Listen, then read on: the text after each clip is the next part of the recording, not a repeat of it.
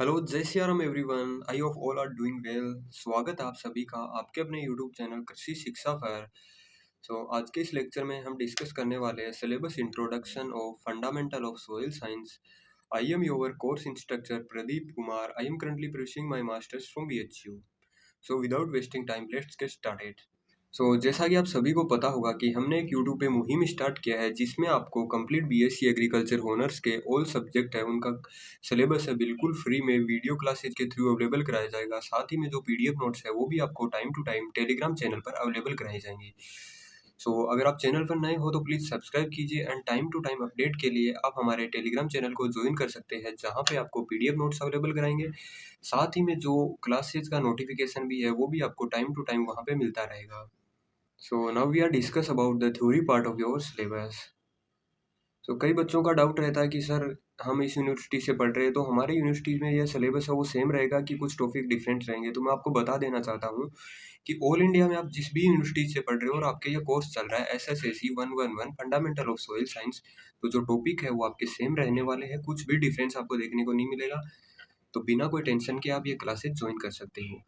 और एक बात और बता देना चाहता हूँ, हमने जो लेक्चर हमने अभी रिकॉर्ड करेंगे आगे भविष्य में और जो PDF हमने प्रिपेयर किए हैं वो आपके ना कि सेमेस्टर एग्जाम को टारगेट कर रहे हैं बल्कि जो कंपटीशन एग्जाम आप भविष्य में देने वाले हो और MSc इंट्रेंस देने वाले हो, JRF एग्जाम देने वाले हो, उनमें बहुत ही हेल्पफुल आपके लिए रहने वाले हैं। अपना इस सिलेबस का जो फर्स्ट लेक्चर रहेगा जिसमें हम history and development of soil science देखेंगे कि लाइक सॉइल साइंस का हिस्ट्री देखेंगे एंड जो कुछ डेफिनेशन है उनके बारे में हम देखने वाले हैं, जैसे सॉइल प्रोडक्टिविटी क्या होता है, सॉइल फर्टिलिटी क्या होता है and soil microbiology, soil chemistry, soil physics के बारे में हम देखेंगे। देन हम जो सेकंड लेक्चर है उसमें देखेंगे pedological and edaphological concept of soil.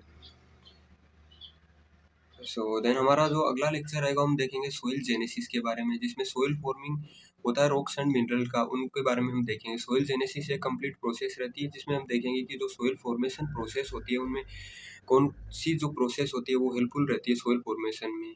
और हमारे अगले जो लेक्चर रहेंगे उनमें देखेंगे हम weathering end of rocks and mineral के बारे में। तो वेदरिंग में हम देखेंगे कि जैसे वेदरिंग एक कंप्लीट प्रोसेस रहती है जिसमें केमिकल वेदरिंग हो गया, फिजिकल वेदरिंग हो गया, लाइक बायोलॉजिकल वेदरिंग हो गया, उसके बारे में हम देखने वाले हैं। देन हम सेवन्थ एंड एट लेक्चर में देखेंगे जो process and factor of soil formation होता है।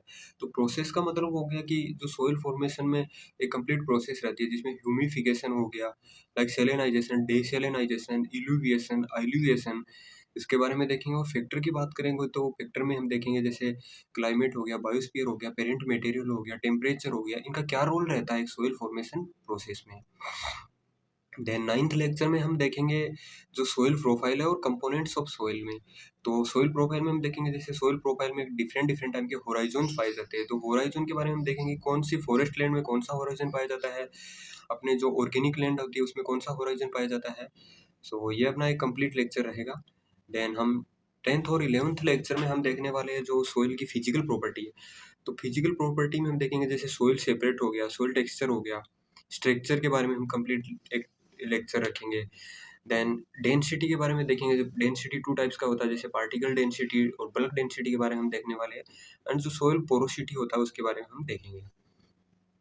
देन हमारा जो अगला लेक्चर रहेगा उसमें हम देखेंगे सोइल कलर के बारे में, कंसिस्टेंसी एंड प्लास्टिसिटी के बारे में। देन 13 एंड 14 लेक्चर में हम देखेंगे जो सोइल सर्वे हो गया, सोइल टेक्सोनोमी हो गया। और जो सोइल टेक्सोनोमी क्लासेस में जैसे टोटल प्रेजेंट टाइम में 12 टेक्सोनोमिक क्लासेज यहाँ पर अपने इंडिया में वर्क कर रही है। एंड देन हम LCC के बारे में देखेंगे, लैंड कैपेबिलिटी क्लासिफिकेशन। तो लैंड कैपेबिलिटी क्लासिफिकेशन में हम देखेंगे कि कौन से हमारे जो एग्रीकल्चर लैंड में कौन सी LCC पाई जाती है और जो नॉन कल्चरेबल लैंड है उनमें कौन से पाई जाती है। देन हम देखेंगे सोइल ऑफ इंडिया में। तो सोइल ऑफ इंडिया में हम देखेंगे जैसे ब्लैक सोइल हो गया, एलुवियल हो गया। तो मोस्टली हमारी इंडिया में 8 टाइप्स की सोइल पाई जाती है। देन हम महाराष्ट्र की सोइल के बारे में अध्ययन करेंगे। और अगले लेक्चर में हम देखेंगे जो सोइल वाटर है। सोइल वाटर में हम देखेंगे जैसे सोइल वाटर का क्लासिफिकेशन में देख लेंगे, ग्रेविशनल वाटर कौन सा होता है, हाइड्रोस्कोपिक वाटर हो गया, फील्ड कैपेसिटी क्या होता है, सोइल वाटर रिटेंशन के बारे में देखेंगे, सोइल वाटर पोटेंशियल के बारे में देखेंगे।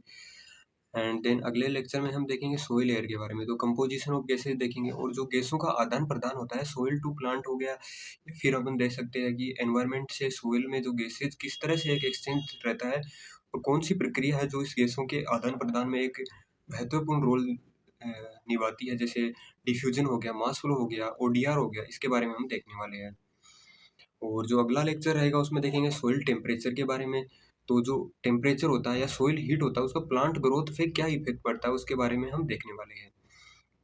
देन 21 एंड 22 लेक्चर में देखेंगे सोइल रिएक्शन में, तो सोइल रिएक्शन में देखेंगे जैसे पीएच के बारे में देख लेंगे, सोइल की जो बफरिंग कैपेसिटी है उसके बारे में देखेंगे, साथ में सोइल एसिडिटी हो गया, सोइल एल्केनिटी हो गया, एंड जो सोइल पीएच होता है उसका न्यूट्रिशनल अवेलेबिलिटी के ऊपर क्या एक इफेक्ट देखने को मिलता है। लाइक कई न्यूट्रिशन आपने देखा होगा कि जैसे जैसे पीएच बढ़ेगा तो पीएच बढ़ने के साथ में उनकी अवेलेबिलिटी बढ़ती जाएगी, और कुछ न्यूट्रिएंट है जो कि अपने न्यूट्रल पीएच के ऊपर अवेलेबल रहते हैं, कुछ रहते हैं वो एसिडिक पीएच के ऊपर अवेलेबल रहते हैं।